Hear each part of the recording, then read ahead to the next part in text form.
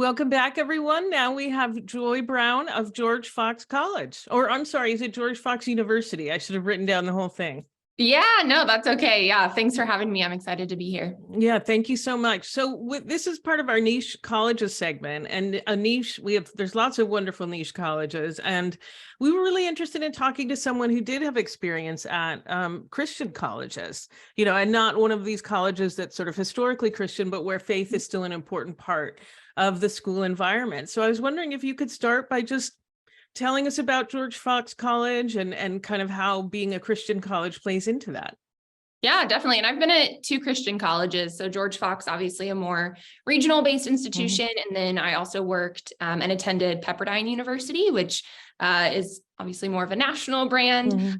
And maybe people don't realize that it is really distinctly Christian. But so yeah, having those two experiences at Christian colleges. But yeah, George Fox is located in Newberg, Oregon. It's a smaller Christian liberal arts college. Newberg's about 45 minutes outside of Portland. We also have a number of graduate programs in healthcare, education, business.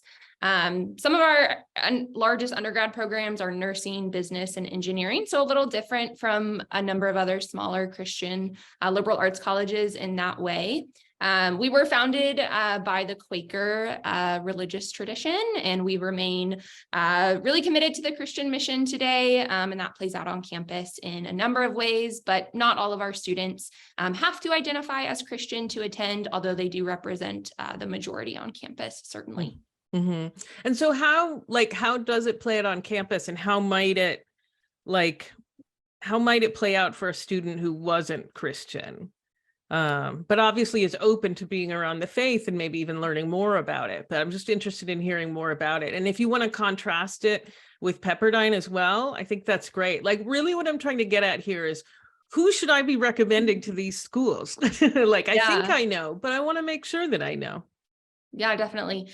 I mean, at George Fox and at Pepperdine, there's really two ways that all students experience the Christian mission as part of the kind of curriculum and designed experience. And that's going to be through chapel, or sometimes known as convocation, and then also through theology classes.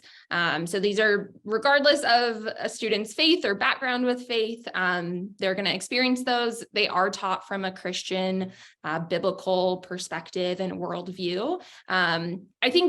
I think what's really unique about a Christian college, or just the experience in, contrast to a non-sectarian institution, is a lot of our students come from Christian homes, have grown up going to church. And this might be the first time, especially if they've only gone to public school, that they're examining this critically in an academic context, maybe questioning, their faith and, what they've been raised in for the first time, hearing other perspectives, whether that is from students from other faiths or no faith, or just students from other Christian traditions. I think there is a vast diversity on our campus of different Christian faiths. So I think students who really want to dive in and explore their faith alongside mostly other Christians, I think the experience for a non-Christian, like you said, I think it's, I always try to tell students, you do need to be open to faith in order to, I think, have a positive experience here, because, there's only really those two ways that it is formalized, but it is really common to have conversations about faith in non-theology classes as well. All of our faculty do sign a statement of faith, and so all of their professors are practicing Christians. So I love what you said about it being an opportunity to examine your faith. Like, that's a piece of it that I'd sort of never really thought about before, that people coming from different branches, different types of Christian traditions, will come and encounter people who don't necessarily do things the same way they do, right? But everybody has a sort of core faith in common, right? So yeah, I think that's wonderful. Yeah, for the most part. Again, we do have students who, don't come from Christian backgrounds, and this might be their first introduction to that, but I don't think I think there is enough variation among the rest of our Christian students that there is space for those students to feel included and like they have something important, really important to add to that conversation. And it sounds like they are invited into the conversation as well. Definitely. Even if somebody was to say, well, I'm an atheist or I'm a Muslim, like they're invited into the conversation. Yeah, definitely. Yeah. Okay. All right. Well, that's very exciting. So beyond the fact that it's a Christian college, let's just talk specifically about George Fox and then maybe transition to Pepperdine. Like, what kind of a student would thrive at George Fox? Like, you mentioned that it's regional. You mentioned some of the programs, like who might be especially drawn to George Fox and who do you think would really thrive there? Yeah, I think specifically looking in the Pacific Northwest, like if that's, a student's goal of where they want to end up, there really aren't that many schools like George Fox. There are a handful. I think it is, like I said, it is a little bit unique in that some of our strongest programs are nursing and engineering. So, not as true to a traditional liberal arts college. And they're really great programs, and our students, end up in great placements after graduation and have great outcomes in all areas, but especially those, since that's what the majority of students are doing. I think I've heard you have great education too. I apologize for interrupting, but I heard that from one of my colleagues who lives in Portland. Yeah, no, our professors are great and definitely experts in their fields, and have great networks that they can connect our students with. I think our proximity to Portland too, a lot of industries near there, a lot of places for students to land after graduation. And it's just, a fun city. And I think a lot of our students and families appreciate that we're a little bit outside of Portland, but also that there is that proximity to an airport, and to, all the positive things that a major city. Right. Companies like Nike, etc., are not far, right? So yeah. I'm guessing too that there's just a strong, I find that colleges that are not enormous sometimes have a particularly strong sense of community. And I'm kind of guessing that George Fox really has that. Definitely. Yeah. I think that goes along definitely with the Christian environment as well. There is an emphasis on fellowship and community. I'd say that really starts in the residence halls. That's really where that's cultivated for the first time. All students are required to live on campus for their first 2 years. But yeah, it's really common for students to participate in small groups and, different clubs and organizations. On campus, we have a lot of service opportunities that students partake in as well, which again, I'd say is rooted in that Christian mission. Okay. All right, great. And so, often niche colleges are a little less selective because it doesn't mean that they don't have very strong students, but they're really appealing to a narrower band. They don't have everybody applying. So just kind of hoping you could just sort of briefly talk about like maybe what you might need to be successful as an applicant to George Fox. I know Pepperdine is a whole nother ball of wax, so we're only talking about George Fox for this moment. Yeah. Yeah, definitely. Very, very different experiences. We would not be considered a selective institution. We do admit the majority of students who apply. I'd say students are fairly self-selective at that point, right? And at that point, they're indicating to us that they probably are a good fit for George Fox, at least on that community side and student life side. I think George Fox does a pretty good job through our marketing of saying this is who we are, unapologetically. It's not going to be for everyone, which any niche college isn't going to be, of course.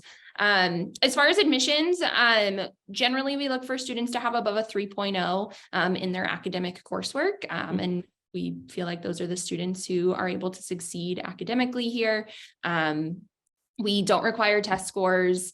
We don't even require an essay or letters of recommendation. So have really tried to remove as many barriers as possible for students in that application process. Our admission counseling team is great. And I think it's honestly nice having a smaller applicant pool. I'm comparing this to a place like Pepperdine. It's all relative, but to where we are able to work really closely with most of our students. which is just, again, coming from a place like that. I also worked at Lewis and Clark College, which had a higher volume of applications. It is really nice. And again, I just think an extension of our Christian mission, our commitment is that every student will be known personally, spiritually, and academically. And it's cool that we're able to really start that genuinely in the admissions and application process. I'm guessing that though that like engineering and nursing are probably more selective within, like you might have some higher standards, at least in terms of some specific courses like math and physics for engineering, biology, and probably math for nursing too, right? Mhm. Like, is that accurate to say? Yeah. So when students, before they start over the summer, they take a math placement test for some of those majors, but they work really, really closely with their career and academic planning coach on, knowing their prerequisites and the courses that they're going to have to take. And yeah, for a number of those students, it means finding a different path, but we do have we have over 60 programs, so there are a lot of opportunities for them. Mm-hmm. So a student might still get in, but just not into the nursing program, for example. Correct. Yeah, they are technically a pre-nursing student until they've completed all the prereqs. And they just have to maintain a 3.0 GPA in those prereqs, which also is a little bit unique from a lot of the other nursing programs around us, in that we're a direct admit program. So there's not a certain number of spots that you're competing for. You're really just competing with yourself academically. And that's nice, because for a student who maybe didn't have the best high school program, it's not too late. They can go to college and really do well. And some students, that's when they start to do well, is in college. Now, I have one last question. Is a lot of students think that community service is required to get into college, and I always assure them that's actually not true. Yeah, it's a great option. Absolutely, 100% community service is a wonderful option, but is it required? No, it's just one of many great options. But I thought maybe Christian colleges feel differently, so was hoping to hear from you if there's any particular community service requirement at either George Fox or Pepperdine, actually. Yeah, so at George Fox, we don't have any requirements, neither does Pepperdine, as far as admission. We do accept the Common App, so we would see that, but on our internal application, we would have a place to list it, but it's really not a big consideration, like I said, in the admissions process and application process.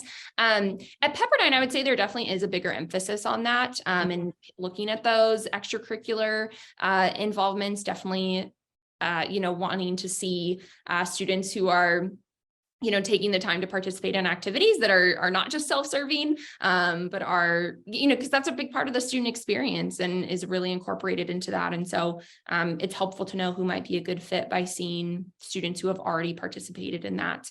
At Pepperdine, we would see a lot of students who, maybe started their own nonprofits or, especially in the Christian spaces, mission trips are really common. And those are opportunities that they have on campus as well. So, but definitely not a requirement. Okay. Not a requirement, but helpful at Pepperdine, at George Fox, not, okay.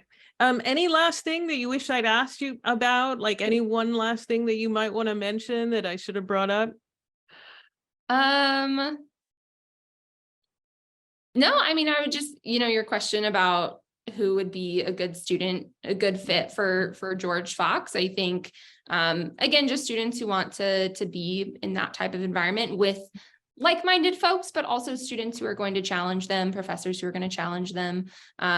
I think parents might be excited to hear maybe that we've been ranked as the worst party school in Oregon.